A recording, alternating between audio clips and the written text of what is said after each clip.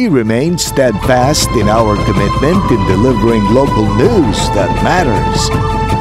Stories that inspire. Enriching the lives of Filipinos in the Philippines and across the globe. This is your GMA Regional TV. Buong puso para sa Pilipino. Ito ang inyong Regional TV News. Magandang araw, ito ang inyong Regional TV News. Hatid namin ang mga pinakamalaki at pinakahuling balita. Mula sa Visayas, ako po si Cecil Kibod Castro. Mula rito sa Mindanao, ako po si Sara Hilomen Velasco. At mula naman dito sa Luzon, ako po si Chris Zuniga. Kilos protesta ikinasa ng mga tsuper mula sa iba't ibang probinsya. Ang detalye sa ulat ni Nico Sereno ng GMA Regional TV, Balitang Bisdak. Ilang mga jeepney drivers at operators sa Laguna na tutol sa jeepney modernization program ng gobyerno ang nakiisa sa malawakang tigil pasada ng grupong Starter Piston. Panawagan din ng grupo na ibalik ang 5 taong renewal ng prangkisa. Isang programa ang inaos sa Hectan, Calamba City upang isigaw ang kanilang mga hinaing. Sa Santa Rosa City, Laguna, sinuspinde ng lokal na pamahalaan ang face-to-face classes at ipinatupad ang asynchronous classes sa lahat ng antas ng pampubliko at pribadong paaralan hanggang ngayong araw. Ilang mga tsuper at operators din sa Cavite at Rizal ang nakiisa sa tigil pasada hanggang ngayong araw. Transportasyon sa Cebu hindi naapektuhan sa kabila ng tigil pasada na ikinasa ng grupong Piston simula kahapon December 14. Simula kahapon hanggang ngayong umaga, normal ang takbo ng trapiko sa mga kalsada sa lungsod. Ayon kay Greg Perez, chairman ng Piston Cebu, hindi sapilitan ang tigil pasada sa mga kasamahan nilang tsuper. Nagsagawa naman ng kilos protesta sa harap ng tanggapan ng Land Transportation Franchising and Regulatory Board o LTFRB-6 ang ilang transport groups mula sa lungsod ng Iloilo at Bacolod. Ito ang tugon ng grupo sa halip na makiisa sa 2 araw na tigil pasada ng Piston. Tutol sa isinusulong na PUV modernization program ng pamahalaan ang grupo at naniniwala na sa pamamagitan ng kilos protesta, mapapakinggan ang kanilang hinaing. Ayon kay Attorney June Altura, Legal Officer ng LTFRB-6, we will just implement the guidelines that are handed down to us. Business as usual ang United Drivers Association sa Cagayan de Oro City dahil hindi sila pabor at ayaw nilang makilahok sa nationwide transport strike. Naiintindihan daw nila ang programang PUV modernization ng pamahalaan. Meron rin umanong ilang operators na interesado sa consolidation of franchise para sa modernong mga PUJ. Una nang inihayag ni Pangulong Bongbong Marcos na walang extension ang December 31, 2023 deadline para sa consolidation ng public utility vehicle operators. Mula sa GMA Regional TV, Balitang Bisdak, Nico Sereno nagbabalita para sa GMA Integrated News. Nasa mahigit 80 kabahayan ang tinupok ng apoy sa Cagayan de Oro City. Alas 8 kahapon ng umaga nabulabog ang mga residente sa Purok 8 Barangay Gusa, Cagayan de Oro City dahil sa sumiklab na sunog. Dahil masikip ang kalsada, naging pahirapan ang pagpasok ng mga bumbero. Mabilis na kumalat ang apoy lalo pa at gawa sa light materials ang karamihan sa mga bahay. Dahil sa mabilis na paglamon ng apoy sa mga kabahayan, halos walang naisabang gamit ang mga nasunugan. Ayon sa BFP Region 10, umabot sa ika-4 na alarma ang sunog dahil sa lawak ng pinsala nito. Nasa mahigit 80 kabahayan ang natupok kung saan pansamantalang inilikas ang mga nasunugan sa East Gusa National High School. Kaagad namang nagbigay ng paunang tulong ang LGU at barangay. So ilang ginatanaw kung sa mga evidence na makita nila kung ang cause of fire or ang origin nakita naman nato pero ilang ginapakita good man. Kung sa rason ngano nasunog. Namataan ang paglabas ng makapal na usok mula sa Bulkang Taal kahapon pero ayon sa PHIVOLCS, moderate level lamang ito. Ang detalye sa report ni Paul Hernandez ng GMA Regional TV, Balitang Southern Tagalog. Kumpara noong Miyerkules kung saan pasulpot-sulpot na usok ang ibinuga ng Bulkang Taal, mas malakas na puting usok ang pinakawalan nito kahapon. Ayon sa PHIVOLCS, nasa moderate level pa lang ang pinakawalang usok ng Taal. Napansin daw ng ilang namamasyal ang biglang taas ng usok nang bumuhos ang ulan. Mabilis din daw nadidisperse ang usok. Kasi malakas yung hangin. So, mas maganda yan.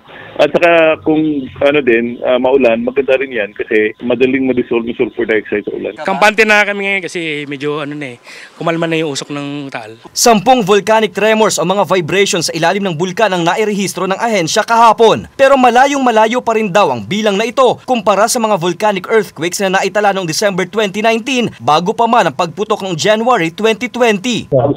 Umabot ang 100 kilo earthquake, 113. Bagamat may hinang pagyanig ang naitatala, dapat pa rin daw maging handa. Nasa ilalim pa rin ng Alert Level 1 ang Bulkang Taal. Mula sa GMA Regional TV, Balitang Southern Tagalog, Paul Hernandez nagbabalita para sa GMA Integrated News.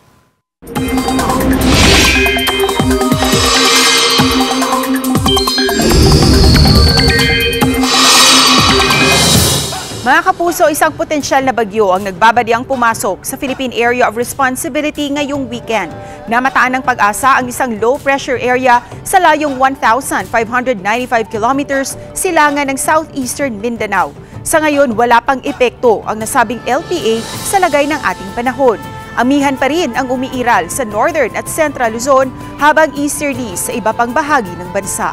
Base sa rainfall forecast ng Metro Weather, malaking bahagi ng bansa ang makararanas ng maayos na panahon sa mga susunod na oras. Maliban na lang sa posibleng ulan o local thunderstorm sa ilang panig ng Central at Southern Luzon, Visayas at Mindanao. Posible ang heavy to intense rain sa ilang lugar sa Quezon at Mindoro na maaaring magdulot ng baha o landslide.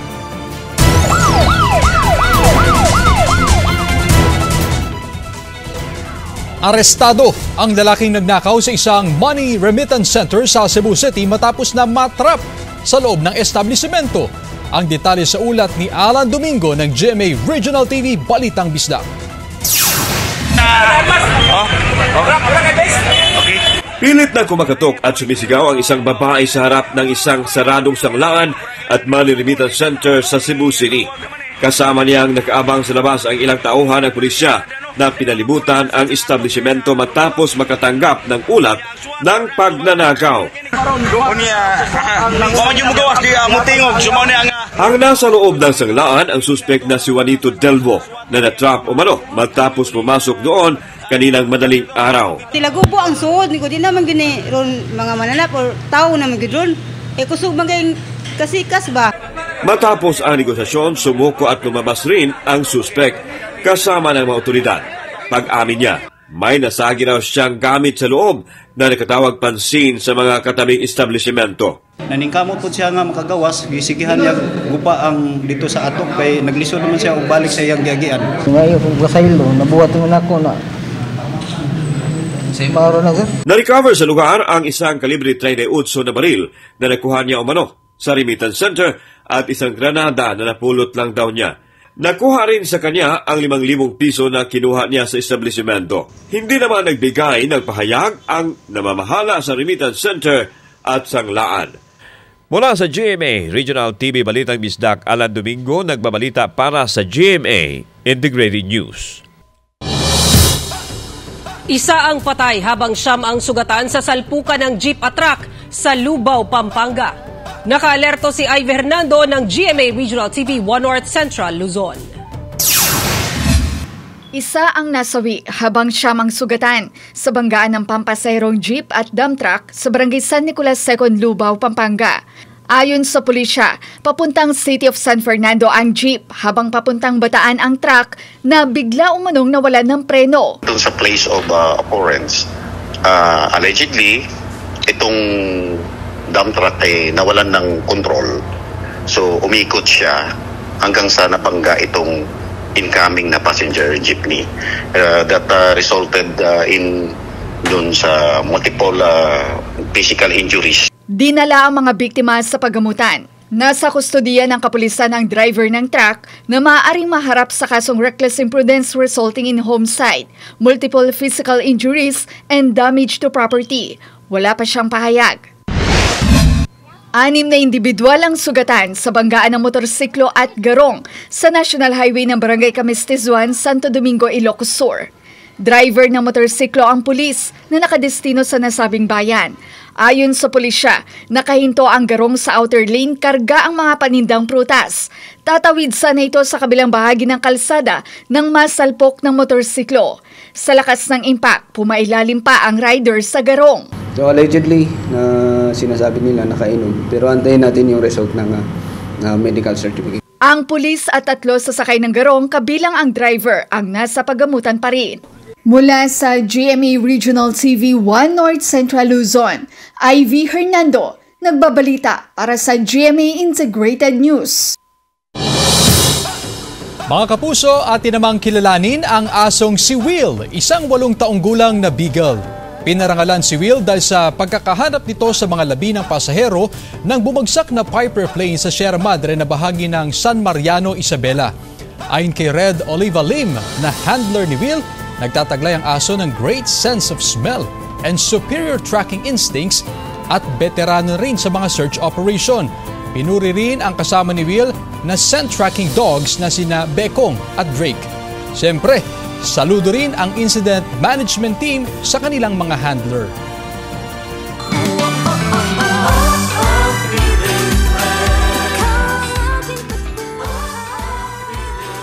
Isang bahay sa Bohol, ang Paskong Pasko na ang bihis.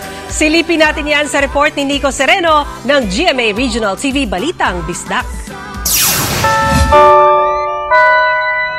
Welcome to my home.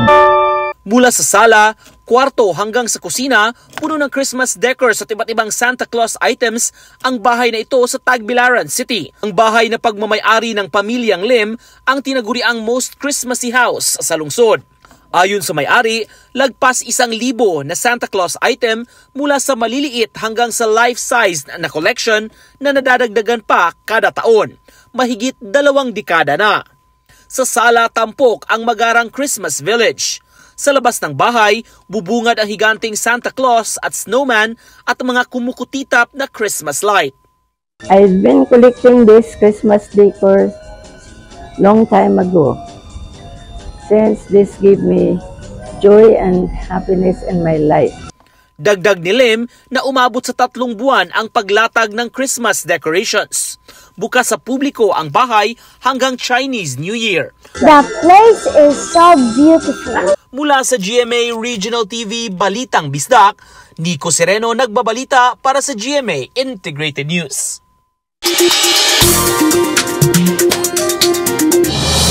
Isang sugatang dolphin sa Matnog, Sorsogon at green sea turtle na natrap sa fish trap sa Manito, Albay na rescue ng mga otoridad. Si Chris Novelo ng GMA Regional TV Balitang Bicolandia para sa detalye.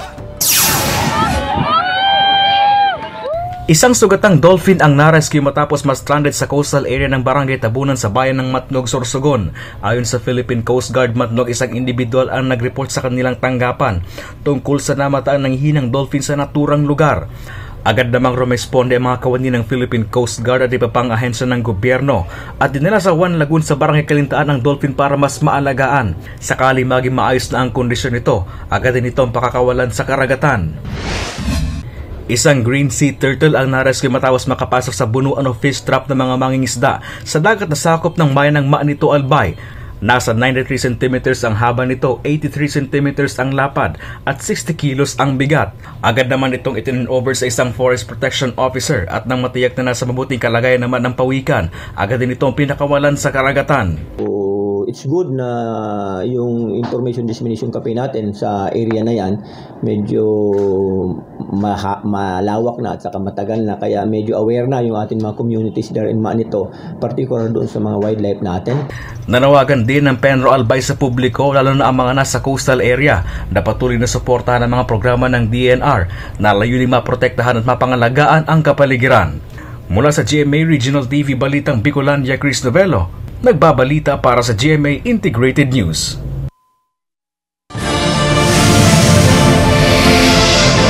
Ito ang inyong Regional TV News. Ito ang inyong Regional TV News. Average daily COVID-19 cases sa Iloilo City pumapalo na sa 10 hanggang 20 pasyente. Kaya ang Iloilo City Health Office nananawagan sa publiko na magsuot ng face mask bunsod ng muling pagtaas ng kaso ng COVID-19 sa lungsod mula Nobyembre. Nakatutok live si John Sala ng GMA Regional TV 1 Western Visayas. John?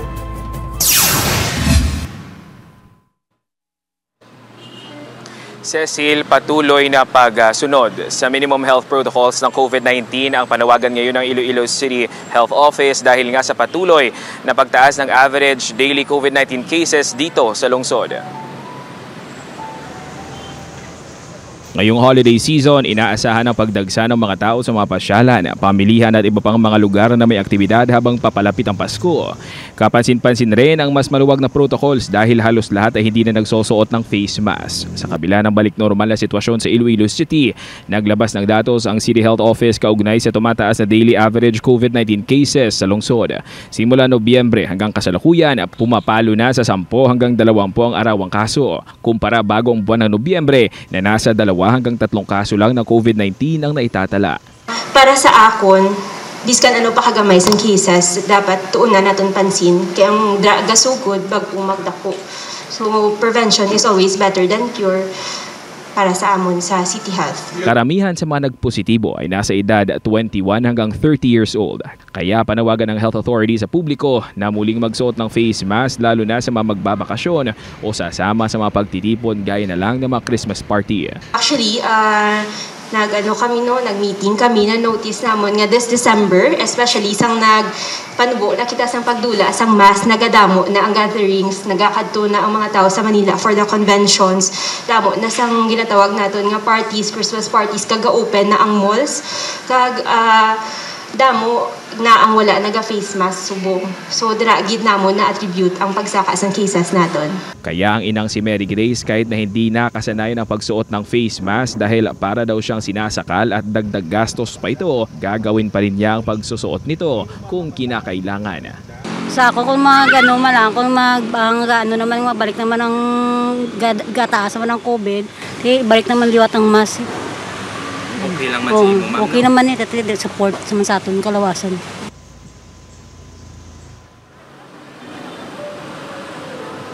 Cecil, isa rin sa mahigpit na minomonitor ngayon ng mga health experts dito sa Western Visayas ang ongoing na 18th National Scout Jamboree sa lungsod ng Pasig sa probinsya ng Iloilo dahil nasa 35,000 na mga scouters mula sa iba't ibang panig ng bansa ang nakilahok dito.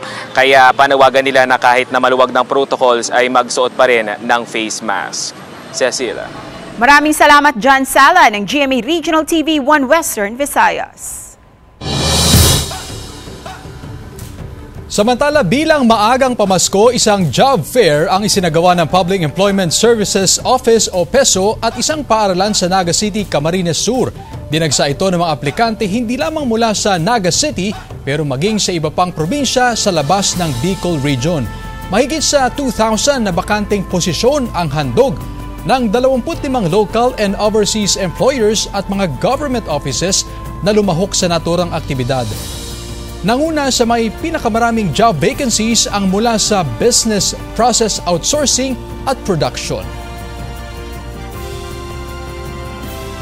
So, very advantageous pagka meron kang experience dun sa position na ina-apply mo. So, kahit naman hindi ka graduate na aligned doon yung educational background mo, as long as may experience ka, so pwede ka mag-qualify.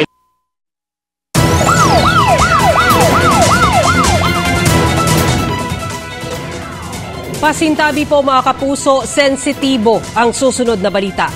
Sa pool sa video ang pangmomolestya sa isang babaeng menor de edad sa loob na isang bar sa Bacolod City. Makikita sa video na ito ang grupo ng kalalakihan na nagiinuman sa isang bar sa Bacolod City. Maya-maya pa ay makikita ang isang babae na tila walang malay dahil umano sa kalasingan. Sa gitna ng kasiyahan, nakuha na ng video ang pangmomolestya ng isa sa mga lalaki sa babaeng walang malay. Kinumpirma ng pulisya ang pangmomolestya sa menor de edad na babae. Lumabas sa investigasyon na kaibigan ng isa sa mga lalaki ang babae at nagkayayaan na mag-inuman. Mismong ang suspect ang nag-post ng video sa social media ng umano'y pangmomolestya nito sa babae. Napag-alaman na mga criminology students ang mga lalaki na nasa video. Sinikap ng GMA Regional TV 1 Western Visayas na makuha ang pahayag ng biktima, maging ang may-ari ng bar, ngunit hindi sila nagpa-interview. Maliban sa nasabing umano'y pangmomolestya, inaalam din ng otoridad kung bakit nakapasok sa bar ang menor de edad na biktima. Nagpapatuloy pa ang investigasyon ng pulisya sa insidente at posibleng sampahan ng kasong paglabag sa Violence Against Women and Their Children Act at cybercrime law ang suspect. As of now, gina-obrahan na sila sang affidavit, tapos ang mga witnesses, no, ang himuan man sang affidavit, i-file tang kaso. Ang mga owners ng establishment na kung nag-post sila nga no minors allowed, ila gina-i-implement. So aranan na yan sa licensing, i-revoke ang ila nga license.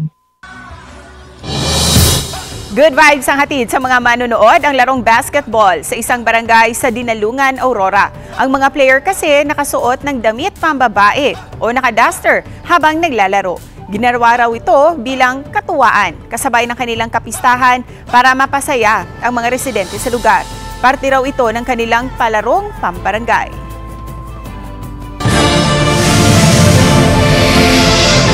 Ito ang inyong Regional TV News.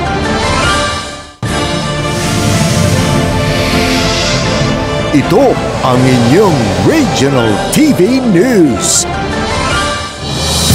Health Authority pinag-iingat ang mga mamimili sa pagbili ng mga laruang panregalo. Mga laruan maaring may halong kemikal na lead na lubhang masama sa kalusugan ayon sa DOH Calabarzon.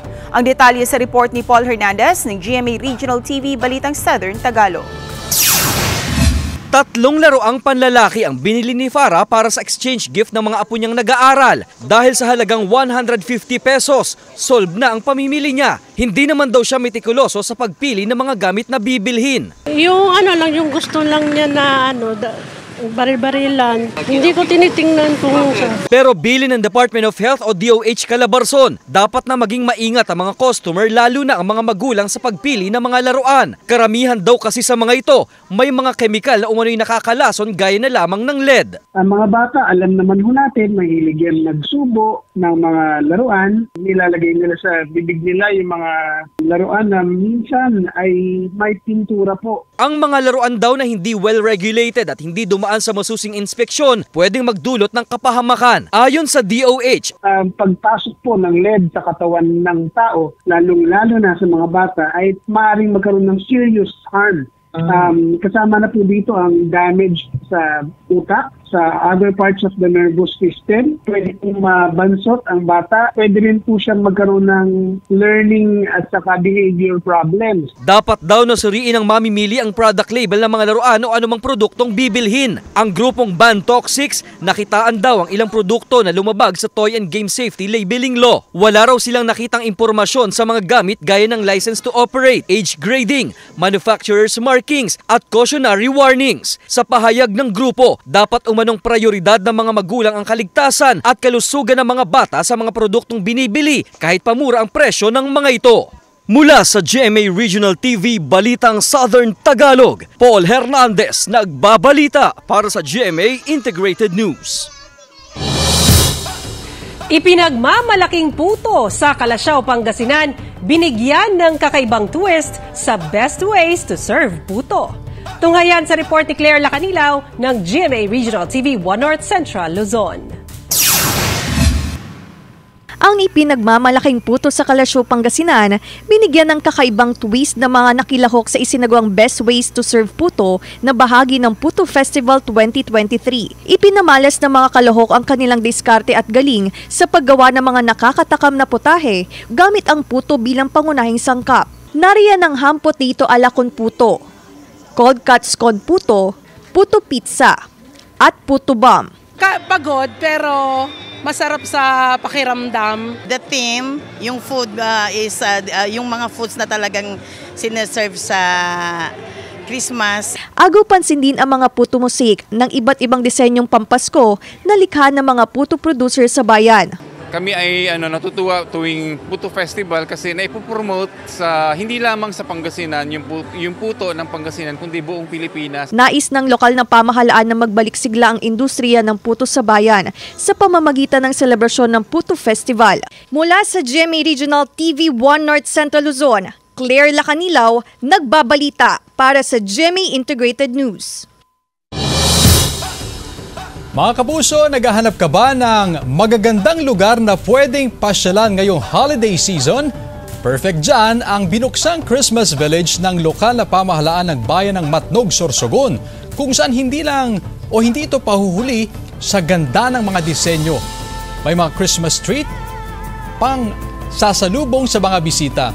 Meron ding mga booth ng ilang pagkain gaya ng hotdog, popcorn, candy, cake at iba pa, kung saan agaw-atensyon din ang mga disenyo na makikita sa loob nito. Dahil sa ganda ng lugar, talaga namang dinarayo ito ng mga tao tuwing gabi. Sa ngayon, isa sa inaabangan ang bisperas ng Pasko sa December 24 kung saan inaasahan na mas marami pang mga regalo ang pwedeng matanggap ng mga papasyal sa naturang lugar. Mga kapuso, 10 araw na lang at Pasko na. Samantala, mapapanood niyo po ang episode na ito sa official website ng GMA Regional TV, www.gmaregionaltv.com. Pwede rin kayong bumisita sa aming official YouTube channel, GMA Regional TV, at i-click ang subscribe button para sa pinakamainit na balita mula sa mga Nais rehiyon. naming pasalamatan ang mga kapuso sa iba't ibang panig ng Pilipinas, maging ang mga kapuso natin abroad. Dahil sa GMA Regional TV, local news matters. Kami ang Regional TV News, buong pwersa para sa mas malaking misyon at mas malawak na paglilingkod sa bayan.